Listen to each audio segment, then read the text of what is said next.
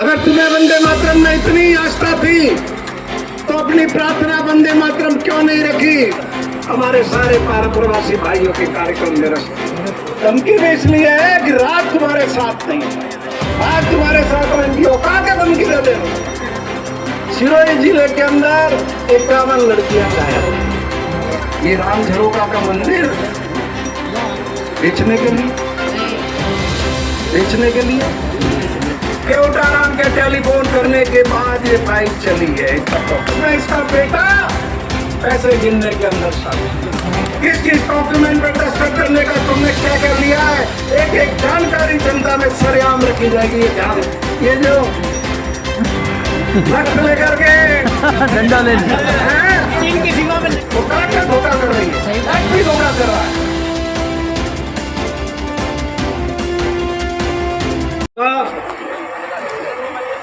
कि भारत की संसद में 2 दिन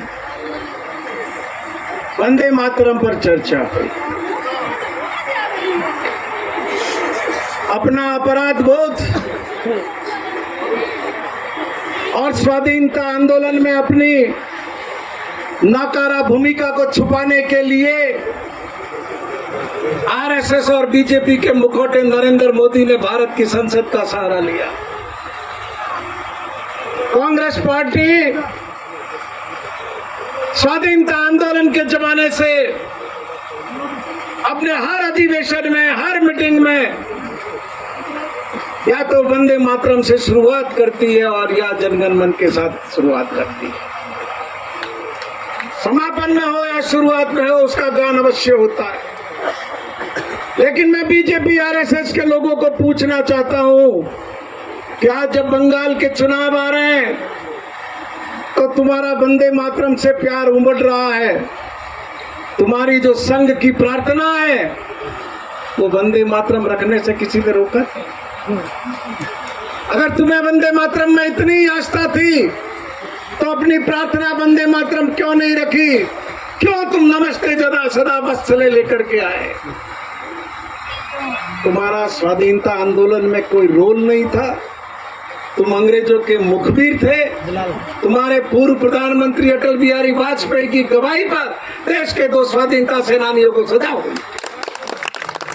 ये शर्मनाक और कलंकित इतिहास तुम्हारा है। इन 12 सालों के अंदर देश की जनता से तो तुमने वायदे किए, हवाई चप्पल पहन करके जो जा रहा है उसको हवाई जहाज में बिठाऊंगा। बिठा दिया। पैसा खा गए। अपने दोस्त अडानी को फायदा पहुंचाने के लिए आज देश की हवाई व्यवस्था को चौपट कर दिया, भेज दिया एयरपोर्ट। कल राजस्थान दिवस पर प्रवासी राजस्थानी सम्मेलन हो रहा है। ये हवाई जहाजों की आपाधापी के अंदर हमारे सारे पारा प्रवासी भाइयों के कार्यक्रम में रस्ते, एक एक जगह जाने का टिकट 60,000, 70,000, 80,000। लंदन का सस्ता। कोई बेंगलोर पहुंच गया तो सामान हवाई जहाज में उधर कलकत्ता में रह गया। ये नरेंद्र मोदी की सरकार। सिरोही की वो ये प्रबल प्रतापी जनता है जिसके माध्यम से इस देश की जनता का भला हुआ था। आपको याद होगा इसी सिरोही की हवाई पट्टी पर सोनिया गांधी जी उतरी थी और सुबह 7 बजे करीब 15 से 20,000 लोगों ने हवाई पट्टी के बाहर सोनिया गांधी जी से मुलाकात की थी। 2002 का वो समय। आप सबकी ओर से मैंने बात रखी थी कि हमारे लोगों को रोजगार के लिए बाहर जाना पड़ता है, अकाल पड़ता है। उन्होंने जिस गंभीरता से बात सुनी, 2004 में डॉक्टर मनमोहन सिंह की सरकार आई और 2006 में देशवासियों को रोजगार का नरेगा के माध्यम से दिखा।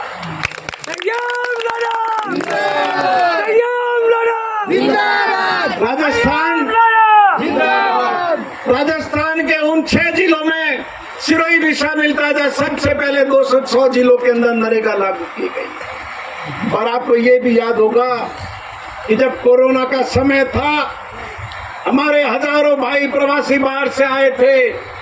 पूरे देश के अंदर कोरोना रोक नरेगा की रोजगार रोक दी गई थी।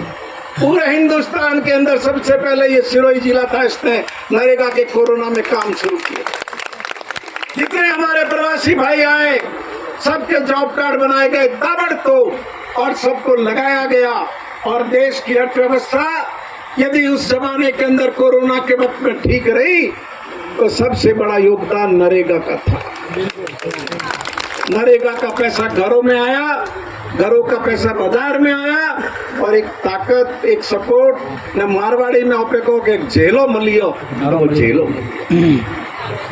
आज क्या हालत है, क्या हालत है आज नरेगा की। 2 तारीख को जब मैंने फैसला किया कि हम इन मुद्दों को लेकर के संघर्ष करेंगे तो ये सरकार जागी और 5 पखवाड़े का पेमेंट 3 दिन पहले खाते में डाल दी।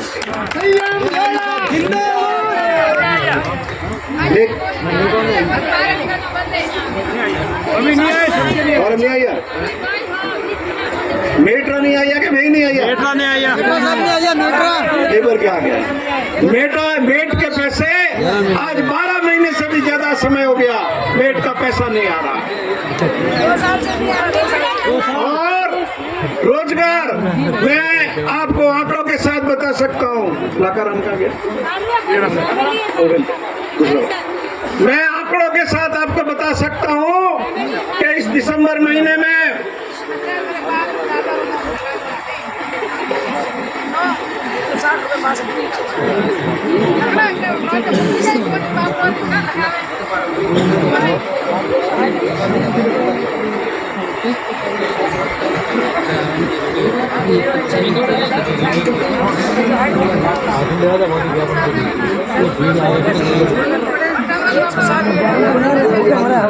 इस दिसंबर महीने में 2024 के अंदर 37,000 लोग इस सिरोही जिले में लगे हुए थे। 2024 के अंदर 23 के अंदर 48,986 लगे हुए थे। 2022 के अंदर 49,955 लगे हुए थे इस दिसंबर के महीने में। मतलब सिरोही जिले के अंदर पिछले 3 साल में दिसंबर के महीने में 50,000 के आसपास आदमी नरेगा में काम कर रहे थे। और आज सिरोही जिले का फिगर है 9,700 समथिंग। मेरा नहीं है ये आंकड़ा, इस सरकार का आंकड़ा, इसका जवाब अब इस कलेक्टर को देना पड़ेगा।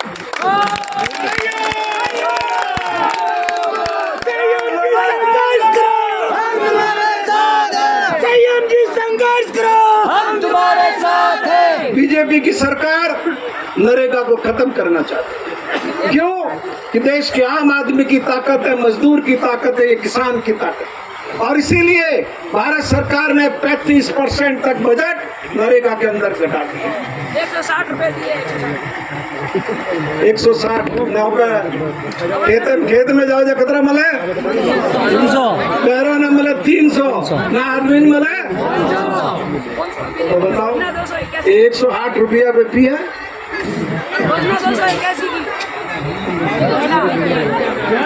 ये अधिकारी एक मेरा चाय बिस्कुट खाएगा और मैं 108 रुपया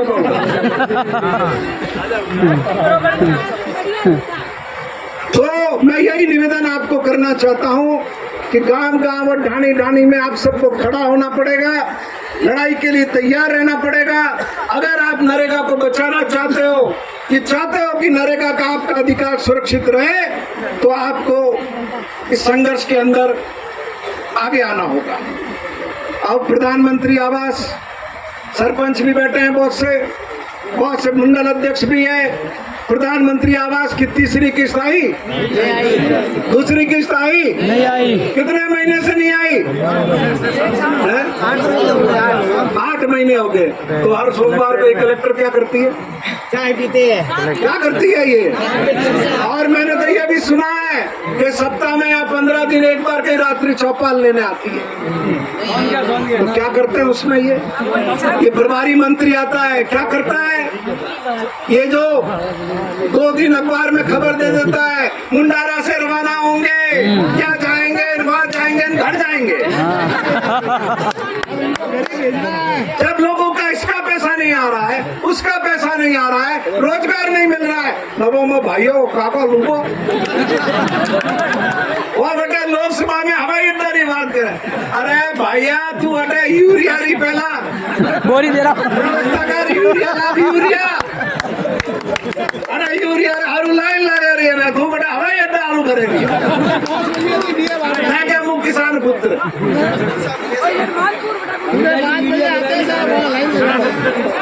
और वो भी तब आई है, एक रैंक जो आई है वो भी तब आई है जब 2 तारीख को मैंने निर्णय कर दिया कि हम यूरिया के मामले को लेकर के आंदोलन करें। और अन्य एक बेचारी बात करो, मन कौन है मैं अतरू मोटू कॉम कराइयो है, अतरू मोटू कॉम कराइयो है, कहता देवता रह जियो क्या करो क्या संयम लोड़ा छतरो पियो 4 साल में लाइयो, वरना आधो में 1 साल में लाइयो है, मैं बाद में ठा पड़ियो के का पियो लाइयो। तो 3000 करोड़ रुपया री ग्रिड कॉर्पोरेशन ऑफ इंडिया री ट्रांसमिशन लाइन है रही है, जिनमें 500 बीघा जमीन रबारियन धक्का ठोकन कैलाश नगर में काड़ियन बनने दी थी, बटे DSS बनाइयो और जैसलमेर की लाइन आवे रही है बटे जित तोड़ जाए। 1 यूनिट सिरोही जिला रा मन कौन नहीं मिला, 1 यूनिट 1 मेगावाट हिरोई जिला रा मन कौन नहीं मिला ना, थोड़ा खेतर खराब एरिया भी अलग है, और खेतर में और खेत में दिखी नहीं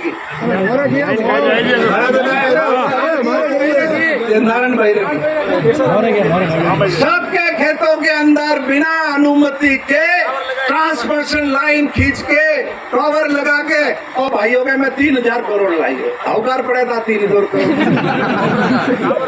5 प्यारी बिजली नहीं मर रही है। क्या किसानों की हालत है, इधर 5 घंटे बिजली मिल रही है, उसमें भी कटाकटी है वो अलग है। ये धमकी भी इसलिए है कि रात तुम्हारे साथ नहीं, रात तुम्हारे साथ में इनकी औकात है धमकी दे दे। किसी के किसान ये सियाई साहब खड़े बहुत अनुभवी आदमी, किसी के भी खेत में बिना उसकी अनुमति के कोई भी निर्माण करना अपराध है।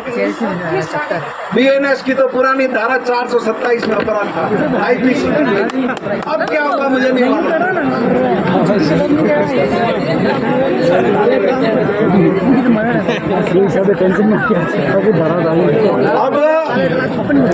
अब ये खड़े हो गए यहाँ पे दोनों हमारे कोतवाल साहब तो नहीं, सदर के थाना अधिकारी है और कोतवाल साहब भी। सिरोही जिले के अंदर 51 लड़कियां घायल, पिछले 1.5 साल के अंदर उन लड़कियों को ट्रेस नहीं किया है, और तुम्हारे सबके थानों की लिस्ट चाहिए तो लिस्ट मेरे पास पड़ी।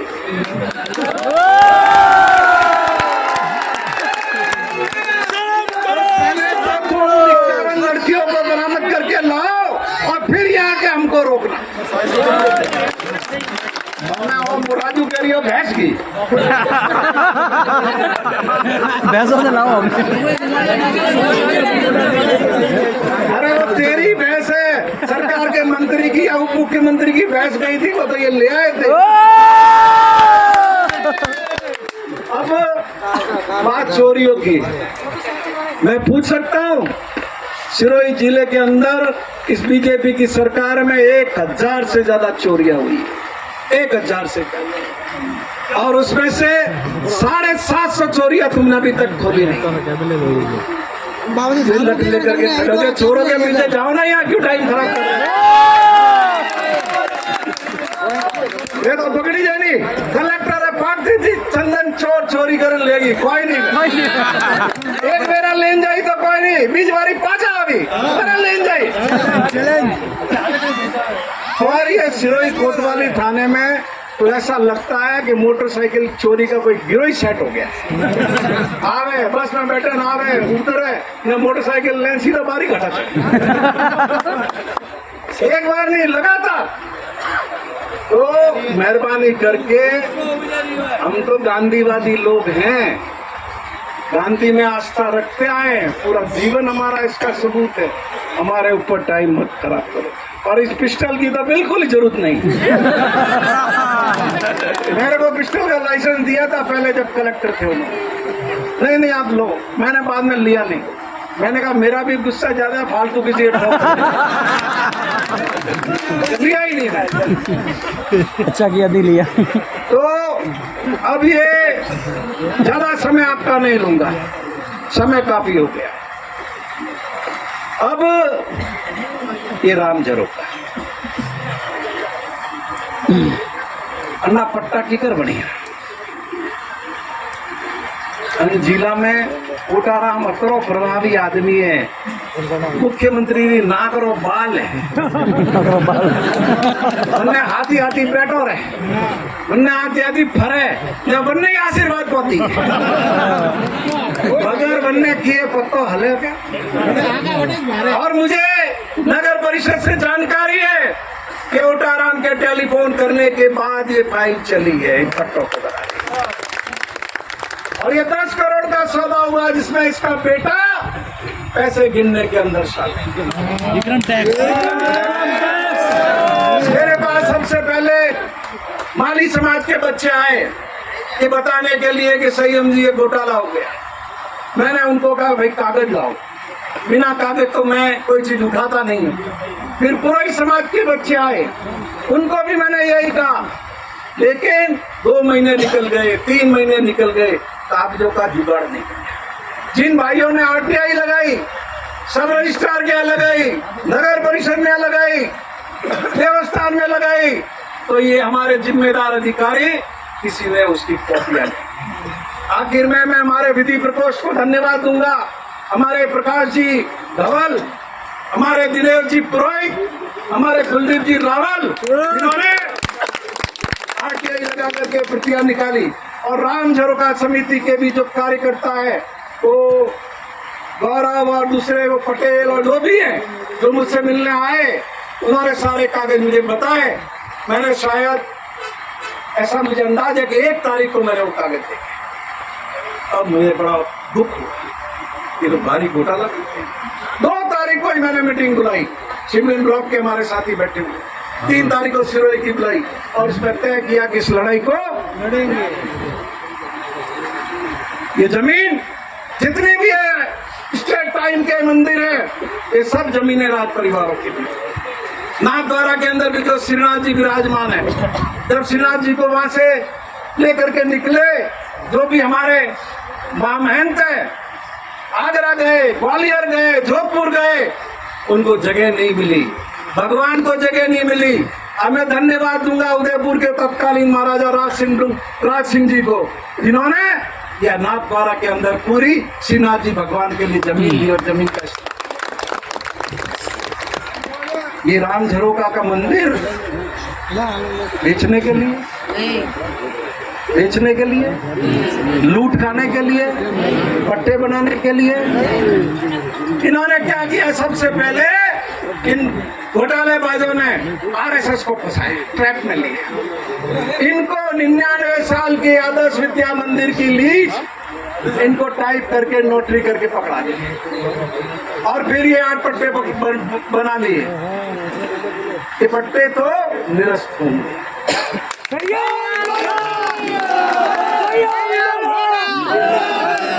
इस धरती पर किसी का बाप इन पट्टों को निरस्त होने से नहीं रोक सकता। मैं आदि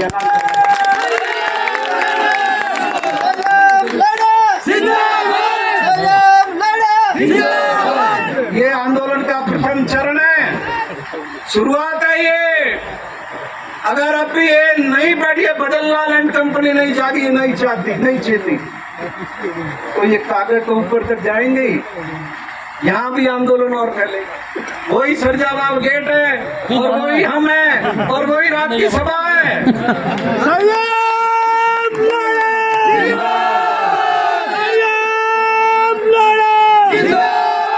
अभी तो ये पहली मीटिंग है, इसलिए मैं अधिकारियों की पोल नहीं खोल रहा। अगली मीटिंग जब है सरजाबाब तुमने कुछ नहीं किया, सरजाबाब गेट पे की, तो एक एक जगह की लिस्ट पड़ी जाएगी, एक एक कारनामे को बताया जाएगा, किस किस डॉक्यूमेंट पर दस्तखत करने का तुमने क्या क्या लिया है, एक एक जानकारी जनता में सरेआम रखी जाएगी। ये ध्यान में रखो। और ये जो लोग हिंदू धर्म के ठेकेदार बने हुए, 4 महीने हो गए, कहाँ छुपे हुए थे ये हैं? ये जो लठ लेकर के डंडा ले चीन की सीमा में लड़ने जाते राम झरोका के लिए नहीं है। क्या साफ सुन गया तुम्हारे को हिंदू धर्म के ठेकेदारों?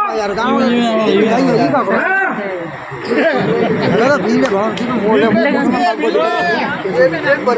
भाई साहब लोग कहाँ गए? भाई साहब लोग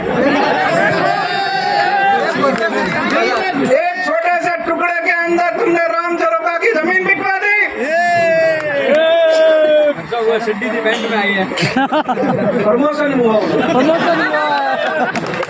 और ये जितने हैं ये भी भागवत जी देख लो सब हिंदू है, 95% हिंदू है।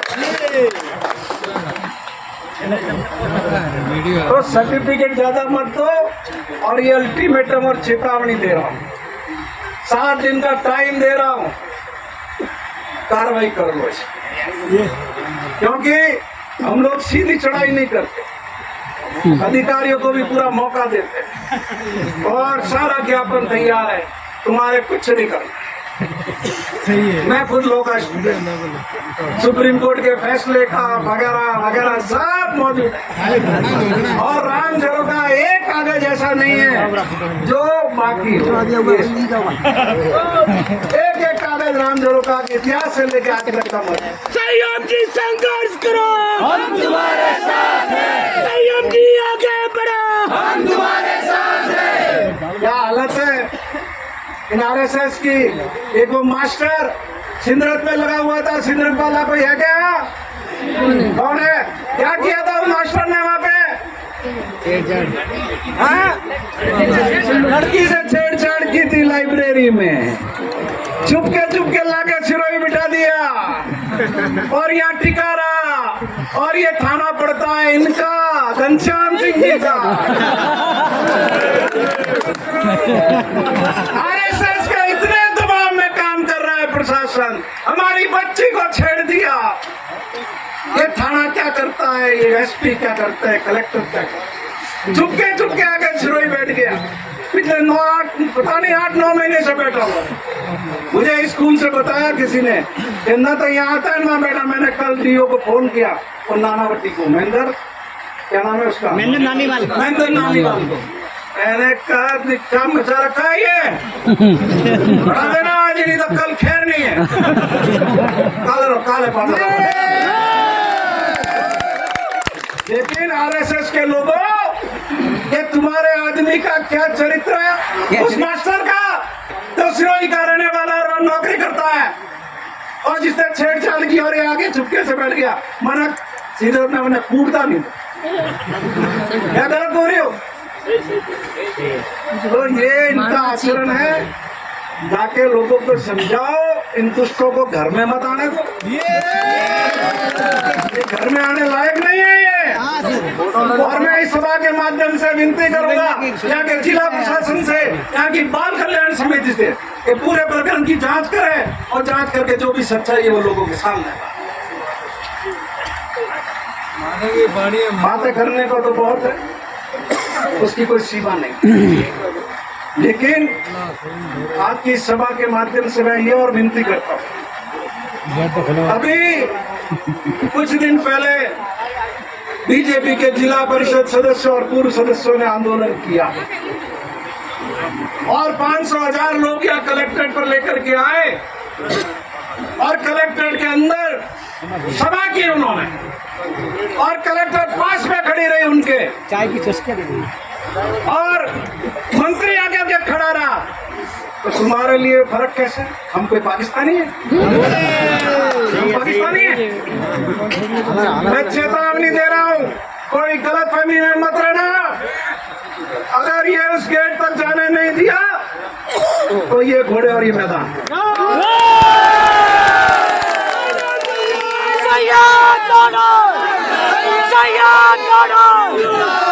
हमें कोई शौक नहीं है अधिकारियों से मिलने का। 2 साल में किसी SP से मैं मिलने नहीं आया, और आप तो CI साहब, मेरे आपके तो नंबर भी नहीं है मेरे पास। या 1 साल भर से लगे हुए होंगे। हम पुलिस के काम में पंचायती नहीं करते, हम चोरों की पैरवी नहीं करते। हम ये नहीं कहते इसको पकड़ लो, इसको छोड़ दो। हम स्वतंत्र रूप से पुलिस अपना काम करे, उसमें विश्वास करे। लेकिन ये भी कोई तरीका नहीं हुआ। कि आप नागरिक के अंदर फर्क करें। आप ऐसा कर रहे हैं तो जो ये शपथ लिया आपने, उस शपथ के साथ आप धोखा कर रहे हैं। वो कलेक्टर धोखा कर रही है, एसपी धोखा कर रहा है, और वो धोखा चलेगा नहीं। हमारा क्या है, हम तो तुम्हारे साथ बैठते हैं। और दादा ये डंडों से ये हेलमेट से उनको डराने की कोशिश मत करो। यही 10:30 बजे कलेक्टर का घर घेरा था मैंने, जब तुम्हारे और डाकुओं की मुठभेड़ में ग्रासिया मर गया था, और रात को 10 लाख रुपए उस ग्रासिया को मैंने दिलवाए थे। वो पूरी इसलिए हम तो सही बात के लिए लड़ने वाले लोग हैं, और इसमें आप बाधा नहीं बने। जैसे ही हमारी सभा खत्म हो ये बोरिए बिस्तर पे चले जाओ। सही बात है। और हमारा डेलीगेशन मिलेगा, कलेक्टर साहब से हम विनती करेंगे, हमारी बात रखेंगे, उनको समय देंगे, काम समझाएंगे, और सिरोही का जो ये प्रशासन डिरेल हुआ है उसको पटरी पर लाने की कोशिश करेंगे। एक मांग और है मेरी, 281 रुपए मजदूरी है। इस भजन लाल ने आने के बाद में मंत्रियों का भत्ता बढ़ा दिया, एमएलए का भत्ता बढ़ा दिया, मेरी भी पेंशन बढ़ा दी, लेकिन मजदूरों का पैसा नहीं। इसलिए मैं विनती करता हूं कि 281 रुपए मजदूरी को बढ़ा करके 400 रुपए दिन की मजदूरी करें, जिससे हमारे ये गरीब परिवार के लोग भी अपना जीवन यापन कर सकें। और आप सब लोगों ने इतनी बड़ी संख्या में आए, इन मुद्दों पर आपने समर्थन दिया, अपना प्यार, स्नेह, विश्वास प्रकट किया। मैं आप सबका आभार प्रकट करता हूं, और आपको विश्वास दिलाता हूं कि आपके जीवन में किसी भी कठिनाई में, किसी भी तकलीफ में, हर संघर्ष में हम साथ रहे हैं। जब तक शरीर में सांस है आपके साथ रहेंगे। धन्यवाद। जय हिंद।